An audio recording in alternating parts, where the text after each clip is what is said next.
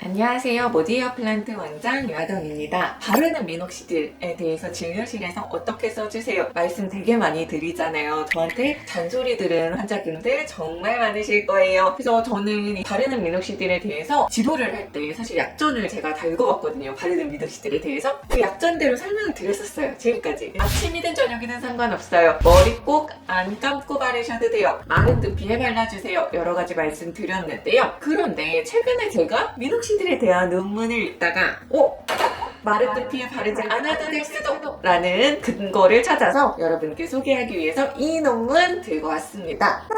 2006년도에 발표된 논문인데 어떤 내용이냐, 쥐랑 토끼의 피부를 우리가 일부 따로 떼어내서 미녹시딜에 발라서 모낭주의랑 피부에 미녹시딜의 잔류량을 계산을 했어요. 건조한 피부에다가 미녹시딜을 바르는 거랑 촉촉한 피부, 수분이 있는 상태에서 미녹시딜을 바르는 거랑 비교를 해보니까 수분이 있는 상태에서 미녹시딜을 바르는 게 모낭주의랑 피부 조직의 미녹시딜의 존재량이 더 높았습니다. 그래서 이걸 왜 그럴까라고 봤는데 이게 각질층이 수분을 함유하고 있으면 투과성이 더 높아지고 미녹시딜 자체가 녹아져 있는 상태인데 건조한 층에다가 바르니까 이 나머지 용제들은 날아가고 표면에 약간 하얀 가루처럼 남는 거 경험해보신 분들이 있을 거예요. 이렇게 결정화가 돼서 흡수가 잘 안 되는 것 같다라고 하는 게 이 연구를 한 저자의 의견입니다. 즉 이 사람은 흡수율을 높이고 싶어? 그러면 물기가 뚝뚝 흐르는 정도 말고 약간 수분을 머금은 촉촉한 피부 상태에서 바르는 게 흡수율에 더 좋을 수 있다라고 주장하고 있어요. 근데 이 연구에도 한계는 있어요. 이거 살아있는 쥐, 살아있는 토끼한테 바른 게 아니라 쥐와 토끼의 피부를 떼어낸 상태에서 바른 거예요. 그러니까 실제로 살아있는 생물에 바르는 것과는 조금 다를 수 있다는 거. 두 번째, 뭔가 촉촉한 피부에 발랐을 때 이게 혈관의 혈류에 더 빨리 흡수되지 않을까? 이런 전신 흡수율의 영향을 우리가 알 수 없다는 거. 이런 것들이 단점입니다.